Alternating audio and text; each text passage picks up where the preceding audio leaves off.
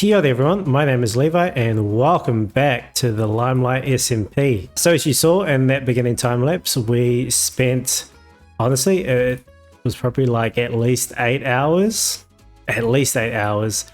digging out this giant hole. It's massive. We are underneath the gaming district. You saw in the last episode that we sort of introduced the gaming district, and yeah, lo and behold, there's a lot more mini games popping up. But yeah, this is one of the one or two major projects that I'm working on this season. Is this here? So yeah, this will be the site for One Night Ultimate Werewolf. So excited. If you've never played it before, it's a fun sort of like party game. It's like a social deduction game. You have to figure out who's lying and who's telling the truth, and yeah, work together to vote out the werewolves. So yeah, we are building it in Minecraft, and I'm probably gonna show this across like multiple episodes just because it is such a big project and there's a lot of like redstone involved and some building and some other fun stuff. So yeah, today we'll start off with like explaining how the game is played and the fundamentals for that, and then we'll probably build up some of the initial redstone systems. Yeah, so should be fun. Alrighty, so I've just set up a little thing here just to illustrate how the game is played. So you can have up to 10 people playing. So basically the first part of the game is choosing your character. So it's all random. You'll get randomly given a character. You can either be part of the werewolf team, which is the bad team, or you're part of the villager team, which is the good team. The villager team wins by figuring out who the werewolves are and voting one of them out. And the werewolf team wins by not getting voted out, basically. But let's go for each of the characters. So obviously, first off, we have the werewolf. So you can have up to 2 werewolves in a game. And so basically, during the night, the werewolves will come out and they'll look around and see who the other werewolf is. Yep. If it turns out that they're the only werewolf in play, then they'll get to look at like 3 center cards. Let's just use these chests here just to illustrate. 3 cards in the center, so these 3 won't be in play. Yeah, so the werewolves can either identify each other if both werewolves are out on the field, or if there's only one werewolf out in the field, then that werewolf will get a chance to look at one of the center cards here, so they can potentially use that as their alibi. So yeah, that is the werewolf. Next up, also part of the werewolf team, we have the minion. The minion wakes up during the night. They'll get to find out who the werewolves are. So we'll have like a little lamp indicator. The werewolves be prompted to turn on their lamps. So that way the minion can see who the werewolves are, but obviously the werewolves won't know who the minions are. And then from there, basically the minions, knowing who the werewolves are, will have to like lie or back up any lies from the werewolf, that sort of thing, just to keep the werewolves from getting voted out, because yeah, these 2 are part of the same team, and if the werewolves get voted out, then this team loses. So yeah, this is the minion. Cool. So next up we have the villager team. First off is the villager, of course. Now the villager, you can have up to 3 villagers in a game, but the villagers, they really don't have any like special abilities. They don't get to wake up during the night. They're just part of the game, and obviously they have to figure out who the werewolves are. Next up we have the mason. And so you need to have 2 masons in play at all times. And so basically the masons, they get to wake up in the middle of the night and they find out who the other mason is. And then so from there, I guess it's really like that's 2 people that can sort of vouch for each other as like not being potentially part of the werewolf team. Next up, we have the seer. So the seer has basically like two options. So they can either look at another player's card, or they get to look at any two of the center cards here. Next up, we have the robber. And so the robber, when the robber wakes up in the middle of the night, not the ribber, the robber. And so they get to exchange their own card with another player's card and then get to view their new card. Next up, we have the troublemaker. Oh, sorry, Pickle. It was too good not to. So this is the troublemaker. And so the troublemaker wakes up in the middle of the night, and similar to the robber, they exchange two other players' cards, should I say. So not their own card, but two other players' cards. Again, it's a blind exchange, so they don't get to look at them. They'll just swap two other players' cards here. Next up, we have the drunk. Yeah. Had to be Homer Simpson. The drunk, sort of like the robber, sort of like the troublemaker.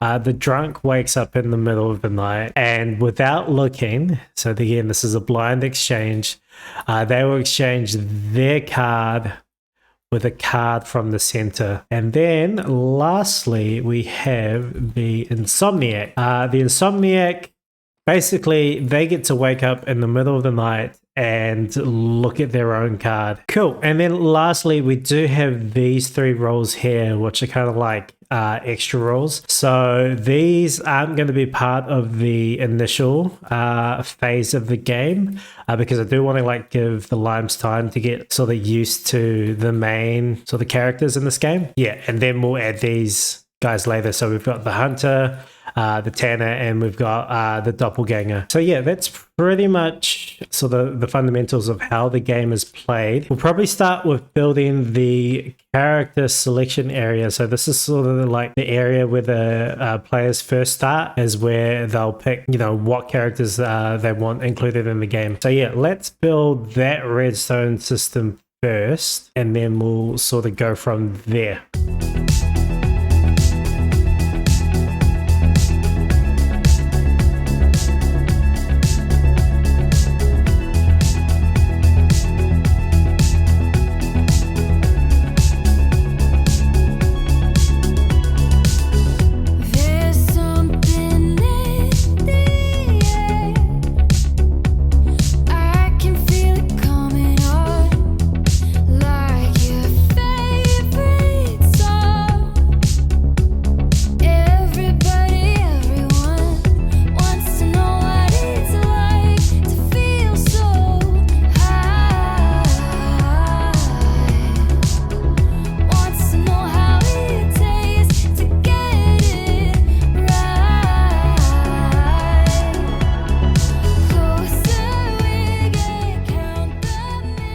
So I've spent a little bit of time, obviously we've got everything built as far as like the initial redstone for the character selection. This is basically the area where you start off the game by selecting what characters you want to play for that.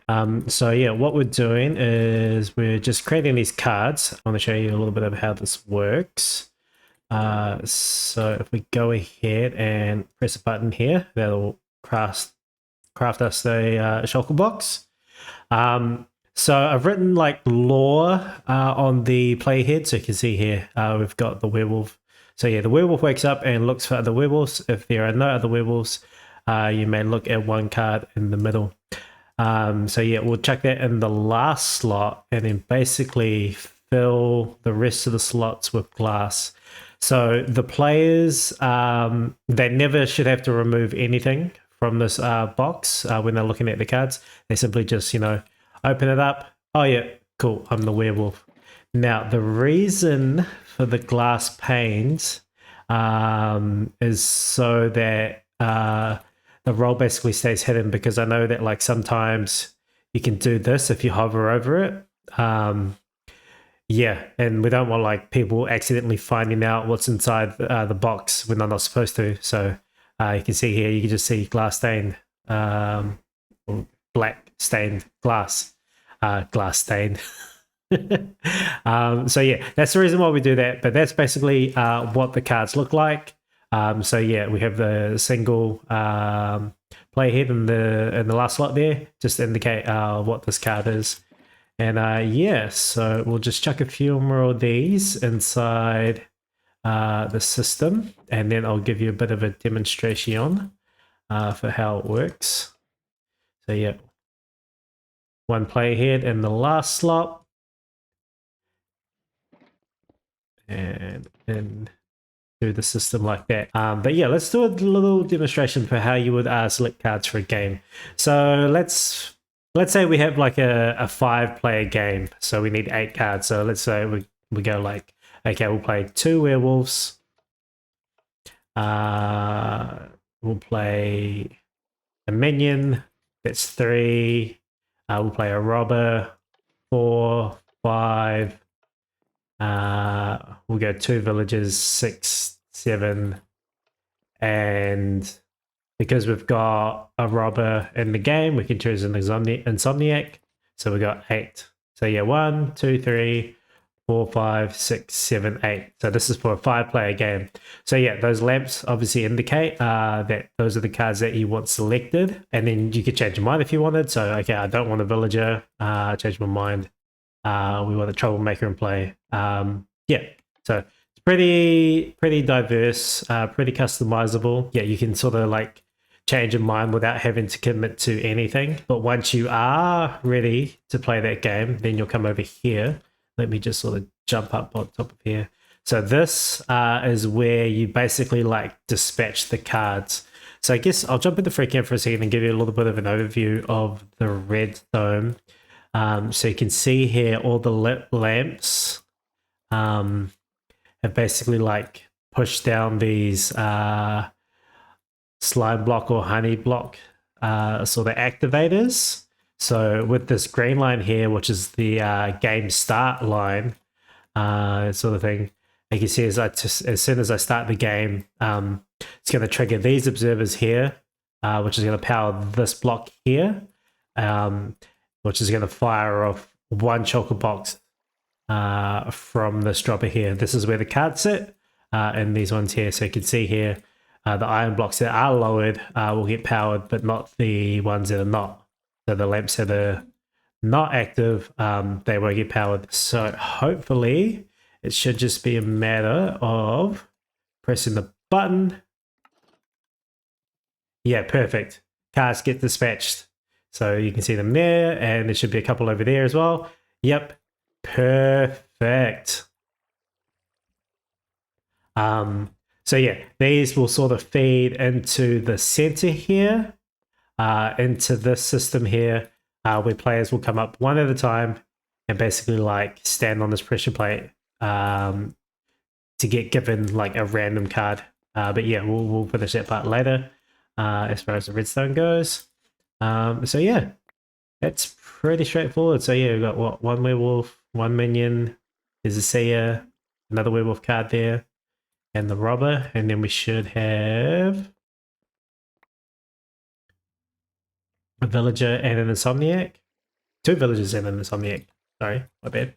Yeah, and that's basically how the redstone works as far as like character selection. So we need to build a couple things here. I want to build like a tutorial room where players can sort of like hear the audio samples. And I also want to build like a locker room. So a place where players can unload all their gear, set their spawn.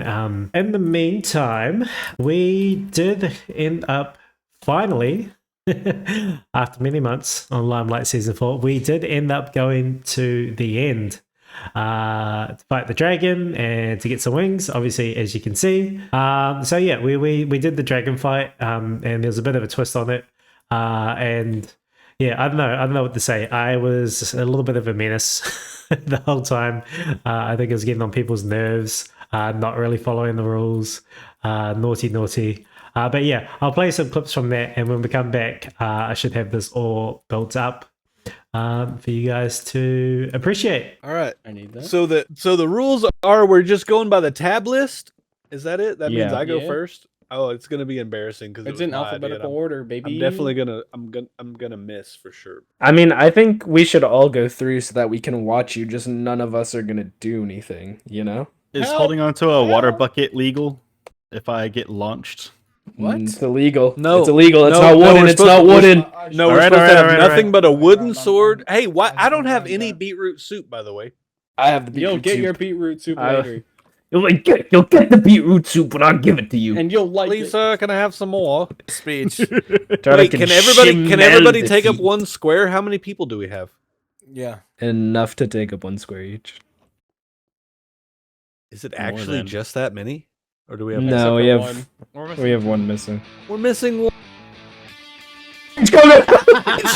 Oh! All right, who's shot next? Levi? trying not to Levi, look at you him. get one shot? Okay. Where's Levi? Oh, it's so chaotic. Whoa, why does You Levi can't have do a anything. shield? Levi, take the shield off. Levi's cheating. It's Oh, wood, he's isn't taking it? more than one shot. Hey, no, you can't do more than one shot. Sorry. Why did he go all the way? Punch it. He's all the way up there. Punch it. Do Get it. it. Lava, I believe. Hey, who dropped all this stuff? Oh, no. Oh, goody. Levi, Whose turn is it? Hey. stop it. No. Oh, no. Oh, no. Levi's cheating. I am not. Okay. It is Levi's turn. All right. Get up there, Levi.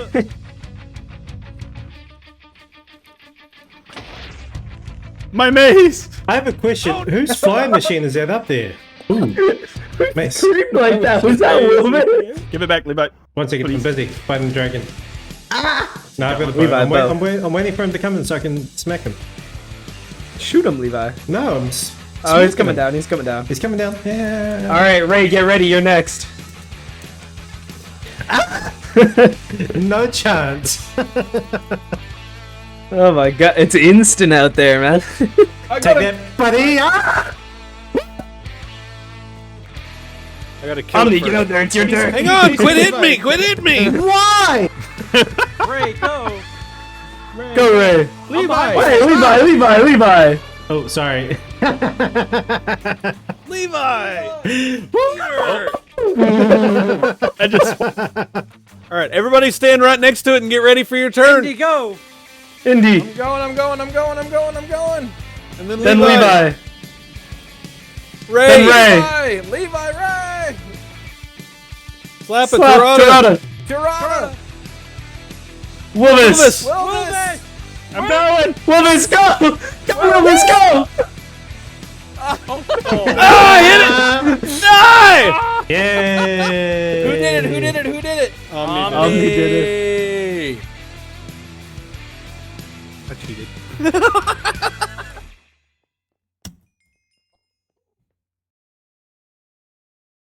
All right, very nice. So I've turned off gamma override. As you can see, just sort of give like the full effect. But this is basically the main area that the players will come into. So what we'll probably do is we'll eventually build like a staircase that goes up to the surface, just over here. But yeah, players will come down, and I kind of wanted to make it feel like you were outside, even though you're underground. So yeah, dark night sky, got a lot of particles thanks to the firefly bushes. But yeah, sort of giving that like old village sort of spooky vibes. And we'll definitely sell that a lot more when we add in like ambient sound and stuff like that. So come forward, and then you've got 3 directions. So this way off to the tutorial room. So this will be a place where people can come and they can hear the audio cues, because that'll be like the main way of learning the game, is learning the audio cues. So like if you're the seer, you can right click the note block and it will play the audio cues, but they will be set up in the future, and we'll probably have like a main sort of like tutorial here. Important things for the players to remember.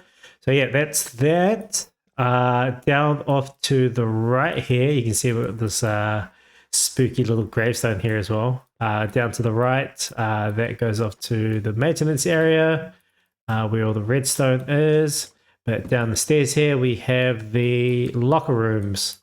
Yep, so beds for everyone to unload all their stuff because they won't be able to take anything into the game. Yeah, and we'll probably put up a few other sort of rules and stuff as well. Yeah, but nice and cozy down here. A couple of ender chests for storage as well. Yeah, and then back up the stairs, and then obviously we have the character selector here. So not a lot of changes done here. Just yeah, added the sort of second area and filled out this area here. It's very dark. Let me turn gamma back on. Whoop, there you go, so you can kind of see. But this is where you know, players will step down into this area, and one at a time they'll stand on this pressure plate here, and it will dispense their card. They'll look at their card up here, and then basically break the shulker box and head down into the arena here. And yeah, that's pretty much it as far as like the first sort of stage to One Night Ultimate Werewolf. In our next episode, we'll continue to work on the redstone. We'll move on to sort of the second part of the redstone, which is the audio system and the arena, which will all go down here. Thanks for watching. If you do want to know when the next episode comes out, I guess the best way to do that is just by subscribing. We are almost at 300 subscribers. So if you can help me get there, that would be great. But yep. Thanks for watching, and I'll see you guys in the next episode. Kakite!